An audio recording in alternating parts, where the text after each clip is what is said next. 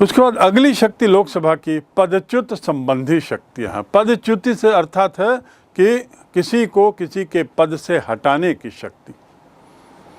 हटाने की शक्ति की बात करते हैं तो किस व्यक्ति को हटाने के लिए महाभियोग का प्रावधान है? प्रावधान है राष्ट्रपति के लिए। महाभियोग अर्थात इम्पीचमेंट, जिसका जिक्र मैंने किसी अन्य अध्याय में विस्तार से किया है। लोकसभा और राज्यसभा दोनों मिलकर महाभियोग लगाकर उसे पद से हटा सकते हैं, और उपराष्ट्रपति को उसके पद से हटाने के लिए यदि राज्यसभा अपने सदस्यों के बहुमत से उसे पास करता है तो लोकसभा भी उसे पारित कर सकता है। तो राष्ट्रपति के मामले में दोनों मिलकर महाभियोग, और उपराष्ट्रपति के मामले में राज्यसभा पहले अपने सदस्यों के बीच में इस प्रस्ताव को पास करेगा। ऐसी स्थिति क्यों? राज्यसभा में पहले प्रस्ताव क्यों उपराष्ट्रपति को लेकर? क्योंकि उपराष्ट्रपति राज्यसभा का पदेन अध्यक्ष होता है, पदेन सभापति होता है। अर्थात जो भी व्यक्ति उपराष्ट्रपति चुना जाएगा वह राज्यसभा का अध्यक्ष होगा। उल्टा ना समझें, अर्थात ऐसा ना बोलें कि जो भी व्यक्ति राज्यसभा का अध्यक्ष होगा वह उपराष्ट्रपति होगा, ऐसा नहीं होता। तो उपराष्ट्रपति जो है वह राज्यसभा का पदेन अध्यक्ष है, इसलिए उसे हटाने की प्रक्रिया में पहले राज्यसभा की भूमिका आती है, और यदि राज्यसभा उस प्रस्ताव को पारित करती है तो उसके पश्चात लोकसभा के पारित होने पर राष्ट्रपति को हटाया जा सकता है। रही बात न्यायालय के न्यायाधीशों की, सर्वोच्च न्यायालय और उच्च न्यायालय, यहाँ के न्यायाधीशों को हटाने के मामले में दोनों लोकसभा और राज्यसभा मिलकर महाभियोग का आरोप लगने पर उसे पारित कर सकते हैं। अर्थात इस मामले में दोनों को समान अधिकार है मिलकर। अर्थात राष्ट्रपति का महाभियोग या न्यायाधीशों पर लगने वाला महाभियोग जो केवल उच्च न्यायालय और सर्वोच्च न्यायालय के न्यायाधीशों पर लगता है, इस मामले में लोकसभा राज्यसभा बराबर। उपराष्ट्रपति के मामले में राज्यसभा को प्राथमिकता है, जिसका कारण बताया गया। इसके अलावा मुख्य चुनाव आयुक्त, नियंत्रक एवं महालेखाकार, इनके विरुद्ध यदि प्रस्ताव पारित हुआ तो लोकसभा के प्रस्ताव के आधार पर राष्ट्रपति उन्हें पदच्युत कर सकता है। अर्थात इनके मामले में किसका प्रस्ताव महत्वपूर्ण है? लोकसभा का। उपराष्ट्रपति के मामले में राज्यसभा का, महालेखाकार, विधेयक आदि के मामले में, निर्वाचन आयुक्त के मामले में लोकसभा का। तो कुछ मामलों में दोनों को समान अधिकार हैं पदच्युत करने के, कुछ मामलों में राष्ट्रपति, कुछ मामलों में लोकसभा को अधिकार है पदच्युत करने की प्राथमिकता, और कुछ मामलों में राज्यसभा को प्राथमिकता दी गई पदच्युत करने की। ये हुई पद से हटाने संबंधी अधिकार। इसके बाद अब आते हैं हम अगली शक्ति, अगली कार्य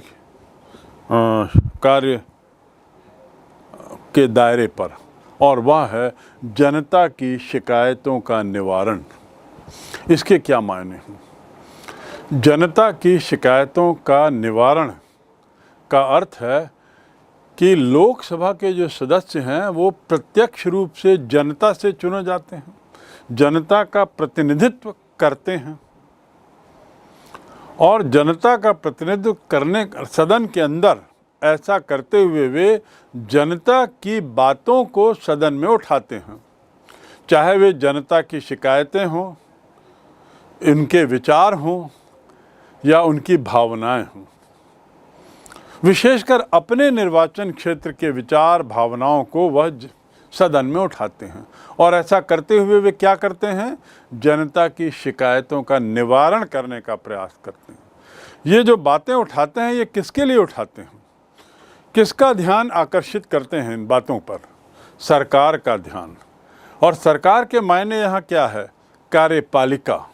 कार्यपालिका के मायने यहाँ क्या हैं? कार्यपालिका अर्थात मंत्रिपरिषद के सदस्यों का ध्यान अपनी ओर आकर्षित करते हैं, जनता की शिकायतों को उठाते हुए। उसी सदन में स्थायी कार्यपालिका के सदस्य भी बैठे रहते हैं। संबंधित विभागों के जब भी लोकसभा या राज्यसभा का सत्र होता है तो राजनीतिक कार्यपालिका के सदस्य तो रहते ही हैं, स्थायी कार्यपालिका के संबंधित अधिकारी भी सदन के एक हिस्से में बैठे रहते हैं और इस प्रकार जनता की शिकायतों के निवारण, जनता की बातों की सुनवाई, जनता के विचारों से सरकार को अवगत कराने का काम या कार्यपालिका को अवगत कराने का काम लोकसभा में ही होता है। राज्यसभा में राज्यों के प्रतिनिधि होते हैं। वैसे राज्यों के प्रतिनिधि होने के नाते भी वे जनता की ही तो आवाज़ उठाते हैं, लेकिन मुख्य रूप से वो किसका प्रतिनिधित्व करते हैं? राज्यों का। इसलिए जहाँ तक जनता के सुनवाई की बात है, उसमें लोकसभा की बहुत अहम भूमिका है। लोकसभा के सदस्य ये सतत प्रयास करते हैं कि सरकार अपनी नीतियों का जो निर्माण कर रही है या अपने कार्यों का जो संपादन कर रही है, उसमें सबसे महत्वपूर्ण बिंदु को ध्यान में रखे और वह है जनता का हित। जनता का हित सरकार के लिए सर्वोपरि होना चाहिए और यदि सरकार अर्थात कार्यपालिका इस उद्देश्य से भटक रही है तो लोकसभा के सदस्य विभिन्न शस्त्रों के जरिए, जिनका जिक्र मैंने पूर्व में किया है, विभिन्न अस्त्रों के जरिए सरकार पर लगाम रखने की कोशिश करते हैं, लगाम लगाते हैं और यदि इसमें भी असफल हुए तो फिर अविश्वास प्रस्ताव जैसे प्रस्ताव लाकर सरकार को बदल भी सकते हैं, सरकार को पदच्युत कर सकते हैं। तो लोकसभा के सदस्य इन सब प्रस्तावों के माध्यम से सरकार की नीतियों, सरकार की कानून निर्माण की प्रक्रिया में, सरकार के कार्यों के संपादन में पैनी नज़र रखते हैं, उसे एक तरीके से नियंत्रित रखते हैं और यह काम लोकसभा ही करती है। इसलिए लोकसभा की एक शक्ति है जनता की शिकायतों का निवारण करने की शक्ति। इन सब शक्तियों के बाद अंतिम शक्ति जो है वह है अन्य की श्रेणी में। अन्य की श्रेणी में क्या शक्तियां हम गिना सकते हैं? लोकसभा की संकट काल की घोषणा के बाद 1 महीने के अंदर संकट काल की घोषणा संसद में स्वीकार हुए, अन्यथा संकट काल 1 माह बाद अपने आप समाप्त हो जाएगा।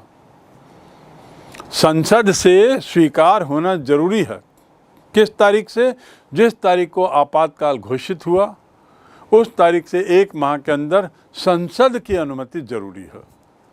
और जब संसद की बात कर रहे हैं तो इसका अर्थ लोकसभा राज्यसभा दोनों और मुख्य रूप से लोकसभा। और यदि 1 माह के अंदर संसद द्वारा यह पारित नहीं हुआ प्रस्ताव आपातकाल को बढ़ाने का तो अपने आप आपातकाल हटा हुआ माना जाएगा, समाप्त माना जाएगा। इसके अलावा राष्ट्रपति जो क्षमा देता है अपराधियों को या उनके सज़ा को बदलता है, उम्र कैद में या फांसी की सज़ा को उम्र कैद में या सज़ा के काल को, तो राष्ट्रपति के लिए ज़रूरी है कि ऐसा करने से पहले वह संसद की अनुमति ले, संसद की स्वीकृति ले। राष्ट्रपति द्वारा दी जाने वाली सर्व क्षमा, जिसे अंग्रेजी में एमनेस्टी कहते हैं, एमनेस्टी की भी संसद से स्वीकृति लेना आवश्यक होता है। अर्थात अन्य शक्तियों के मामले में यदि बात करें तो संकट काल और एमनेस्टी दोनों मामले में दोनों सदनों की ताकत बराबर है, लेकिन दोनों सदनों की सहमति आवश्यक है। निष्कर्ष ये, जैसा कि MP शर्मा ने कहा है, इन शक्तियों के आधार पर जिसका हमने जिक्र किया, उन्होंने कहा है कि यदि संसद राज्य का सर्वोच्च अंग है, अर्थात व्यवस्थापिका सरकार का सर्वोच्च अंग है, तो लोकसभा जो है वो संसद का सर्वोच्च अंग है। ये पूरी तरह साबित होता है कि संसद में लोकसभा अति महत्वपूर्ण है और देश के मामले में, राज्य के मामले में संसद महत्वपूर्ण है। तो इसका मतलब ये हुआ कि पूरे देश की व्यवस्था, राजनीतिक व्यवस्था में लोकसभा की सबसे अहम भूमिका होती है, वह सर्वोच्च संस्था है और उसकी ये शक्तियां जिसका मैंने जिक्र किया इस बात को साबित करती हैं। लोकसभा के बारे में विस्तार से समझने के बाद अब हम आते हैं राज्यसभा की ओर, अर्थात दूसरे सदन की ओर, जो अपर हाउस भी कहलाता है, उच्च सदन भी कहलाता है और हाउस ऑफ स्टेट्स भी कहलाता है। राज्यसभा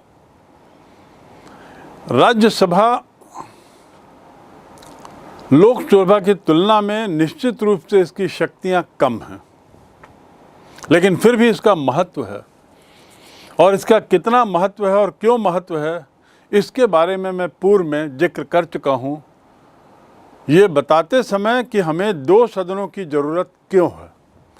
भारतीय संविधान में द्विसदनात्मक संसद का प्रावधान क्यों किया गया है, ये बताते समय राज्यसभा की महत्ता पर विशेष प्रकाश डाला गया था और इसलिए उसे पुनः यहाँ दोहराने की जरूरत नहीं है। राज्यसभा जो है वो किसका प्रतिनिधित्व करती है? राज्यों का। भारतीय संघ की जो इकाइयाँ हैं, जैसे भारत के संदर्भ में भारतीय संघ की 30 इकाइयाँ हैं, 29 राज्य और एक यूनियन टेरिटरी जिसकी भी अपनी राज्य सरकार है, दिल्ली। तो इन इकाइयों का प्रतिनिधित्व राज्यसभा करती है और ऐसा करते हुए राज्यसभा अपनी भूमिका द्विसदनात्मक व्यवस्था में बखूबी निभा रही है। इसके बारे में अब थोड़ा समझाने।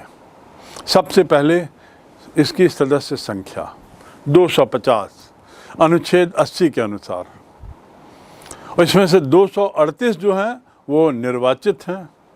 और कहाँ से निर्वाचित होते हैं? राज्यों से, जिसे हम संघों की इकाइयाँ कहें, याद रखें, संघों की इकाइयाँ अर्थात राज्य, और केंद्र शासित प्रदेशों से अर्थात यूनियन टेरिटरी से। यहाँ से कितने लोग चुने जाते हैं? 238, और 12 लोग मनोनीत होते हैं। मनोनीत होने के आधार क्या हैं? ऐसे व्यक्ति जो कला, साहित्य, विज्ञान, समाज सेवा आदि क्षेत्र में जिन्होंने प्रसिद्धि हासिल की हो, जिन्होंने जो पारंगत हों, आदि आदि, अपने कौशल में अपने हुनर में जो समाज में बहुत ऊंचा स्थान पाए हों, साहित्य का क्षेत्र हो, संगीत का क्षेत्र हो, कला हो, खेल कूद हो, आदि आदि, इन्हें नामित किया जाता है राष्ट्रपति द्वारा। भारतीय संविधान के अनुसार जो इकाइयां हैं, जिसमें मैं राज्य कह रहा हूं, उनके राज्यों को जनसंख्या के आधार पर राज्यसभा में प्रतिनिधित्व दिया गया है। जैसे लोकसभा में भी जनसंख्या के आधार पर लोकसभा में जहां 543 निर्वाचन क्षेत्र हैं, राज्यसभा में ऐसे निर्वाचन क्षेत्र राज्य के आधार पे हैं। एक राज्य यानी एक निर्वाचन क्षेत्र ही समझ लीजिए। और बहुप्रतिनिधित्व निर्वाचन श्रेणी प्रणाली के अंतर्गत एक राज्य से एक से ज़्यादा प्रतिनिधि चुने जाते हैं और वो राज्य से चुने जाते हैं, निर्वाचन क्षेत्रों से नहीं। और राज्यों के प्रतिनिधियों की संख्या वहाँ की जनसंख्या के आधार पर तय होती है। इस संबंध में संविधान में व्यवस्था है कि एक राज्य की जनसंख्या में पहले 10 लाख पर एक और बाद के हर 20 लाख पर एक, ये यहाँ का नियम है। बता दूं, पहले 10 लाख पर एक राज्यसभा में उसके बाद हर 20-20 लाख पर एक राज्यसभा सदस्य। दूसरे शब्दों में छत्तीसगढ़ में यदि 11 राज्यसभा सदस्य हैं तो 11 में से पहले सदस्य 10 लाख और बचे हुए 10 सदस्य 2 करोड़।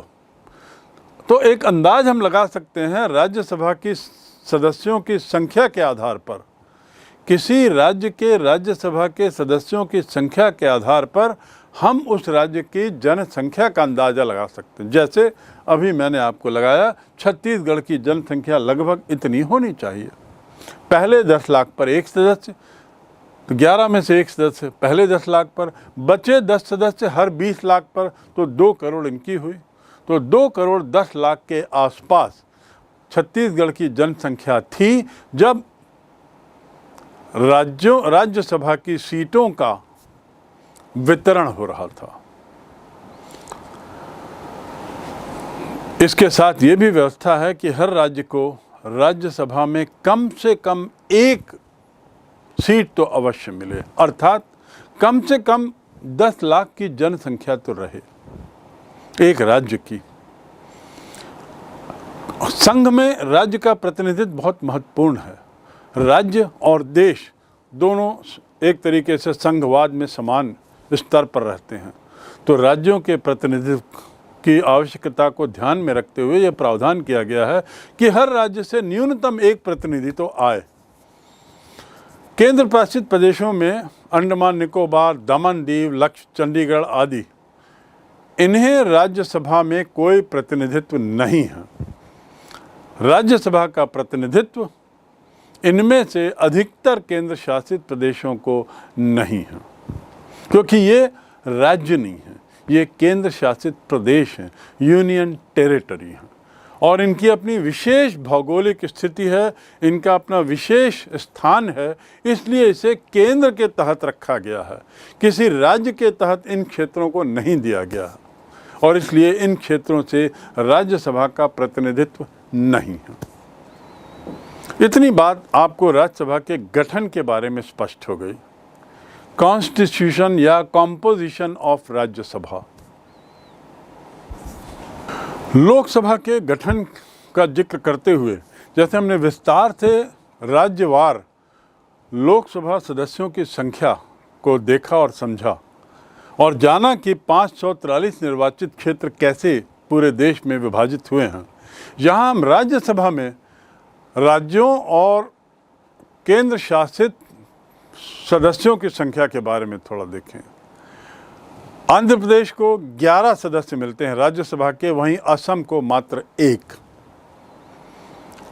राज्यसभा के सदस्यों के प्रतिनिधित्व की बात करें तो असम को मात्र 1, और वहीं दूसरी ओर सबसे ज़्यादा सदस्यों की संख्या देखी जाए तो राज्यसभा में महाराष्ट्र को जहां 19, तमिलनाडु को 18, बिहार को 16। इस प्रकार हम देखते हैं कि सदस्यों की संख्या जनसंख्या के आधार पर प्रोपोर्शनेटली बांटी गई है। केरल, नागालैंड, हिमाचल प्रदेश, मेघालय, मणिपुर, त्रिपुरा, इसमें बहुत ही कम संख्या में प्रतिनिधित्व है, लेकिन ये बात सुनिश्चित की गई है कि हर राज्यों का प्रतिनिधित्व रहे। उत्तर प्रदेश का प्रतिनिधित्व सबसे ज़्यादा है, 80 सदस्य, 80 सीटें। ऐसे ही राज्यसभा में भी उनकी संख्या उत्तर प्रदेश राज्य से सबसे ज़्यादा है। कुल वहाँ से 31 सदस्य चुने जाते हैं और क्रमवार चुने जाते हैं, और कुल संख्या वहाँ के सीटों की है 31। इसके अलावा जैसा मैंने बताया, छत्तीसगढ़ से 5 राज्यसभा में और 11 लोकसभा में। फिर झारखंड, तेलंगाना, गोवा, इसमें क्रमशः 6, 7 और 1। संघ शासित प्रदेशों की बात करें तो दिल्ली की 3 सीटें हैं। दिल्ली को, जैसा मैंने प्रारंभ में भी बताया है, शुरू में भी बताया है कि दिल्ली की एक खास स्थिति है।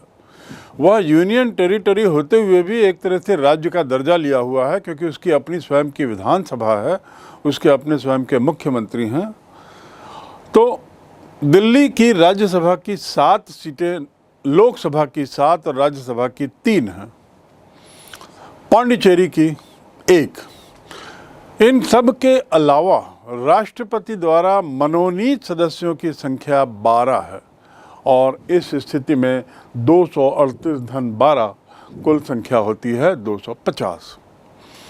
ये राज्यों का प्रतिनिधित्व करते हैं, इस बात का ख्याल रखें। और लोकसभा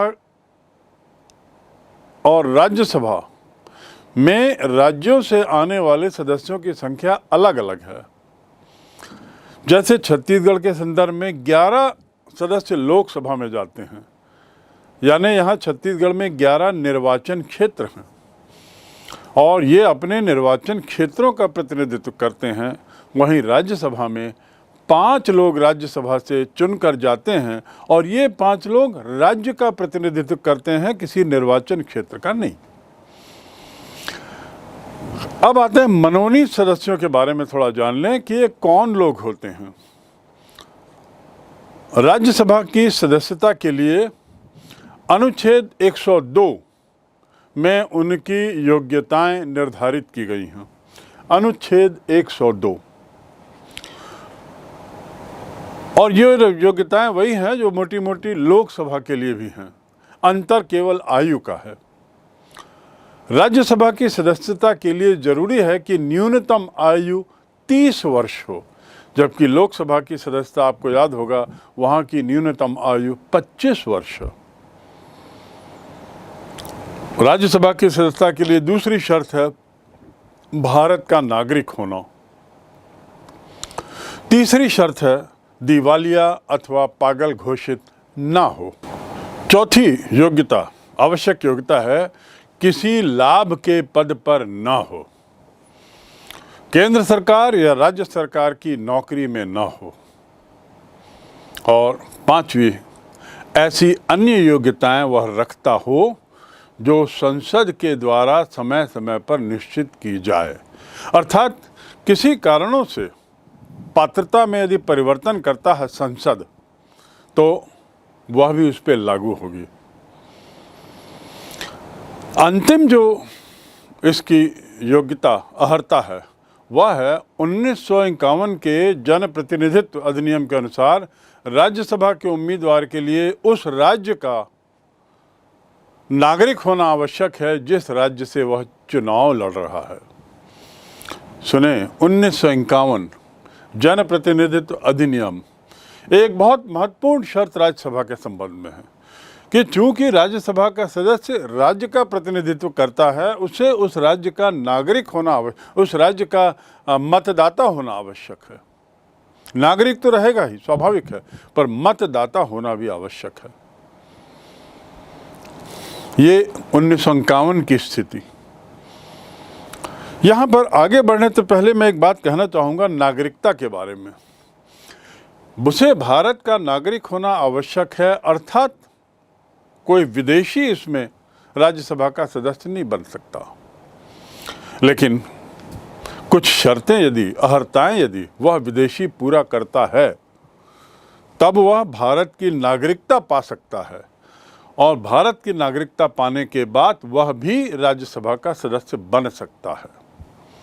वो शर्तें क्या हैं, ये हम नागरिकता के अध्याय के अंतर्गत पढ़ेंगे कि नागरिकता के लिए क्या क्या शर्तें हैं और ऐसी कौन सी शर्तें हैं जो विदेशी यदि पूरा करे तो वो भारत का नागरिक हो सकता है। पर आपको ये मालूम होना चाहिए कि भारत का नागरिक होना जरूरी है, विदेशी ना हो नागरिकता के मामले में। मैंने आगे बताया आपको कि 1951 के अधिनियम के तहत राज्य का मतदाता होना जरूरी है जहां से वह राज्यसभा का सदस्य चुना जाना चाहता है, कोई भी व्यक्ति। लेकिन 2003 में राज्यसभा की रचना की पद्धति में कुछ बदलाव किए गए। 2003 में राज्यसभा के संगठन को लेकर कुछ बदलाव हुए। थोड़ा नज़र उन बदलाव पर डालें। पहला बदलाव, मूल संविधान में जो व्यवस्था थी कि राज्य का मतदाता होना जरूरी है जहां से वह चुनाव लड़ना चाहता है, अब वह बात हटा दी गई है। अब यह नियम लागू नहीं होता। अब यह स्पष्ट है कि राज्यसभा के उम्मीदवार के लिए उस राज्य का निवासी होना आवश्यक नहीं जिस राज्य से वह चुनाव लड़ना चाहता है, अर्थात वह कहीं का भी मतदाता हो ये जरूरी है, जरूरी नहीं हो उसी राज्य का हो जहाँ से वह चुनाव लड़ना चाहता हो। ये हुआ पहला परिवर्तन 2003। दूसरा परिवर्तन 2003 में लाया गया कि गुप्त मतदान के बदले अब खुला मतदान भी हो सकता है। मतदान का प्रयोग राज्यसभा में गुप्त मतदान के स्थान पर खुले मतदान की व्यवस्था को भी अपनाया गया। आखिर ऐसा क्यों? जब गुप्त मतदान था, गुप्त मतदान की व्यवस्था थी, तो दुर्भाग्य से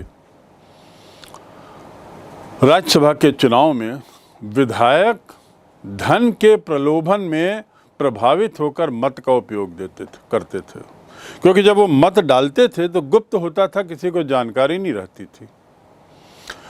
तो ऐसा मालूम हुआ, पता लगा कि बहुत बार ऐसे लोगों के लिए विधायकों ने मत दिया है जिन्होंने भ्रष्ट प्रैक्टिस अपनाकर उनको पैसे देकर अपनी ओर प्रभावित किया है, अर्थात धन के प्रलोभ से प्रभावित होकर अपने मताधिकार का प्रयोग कई बार हुआ है।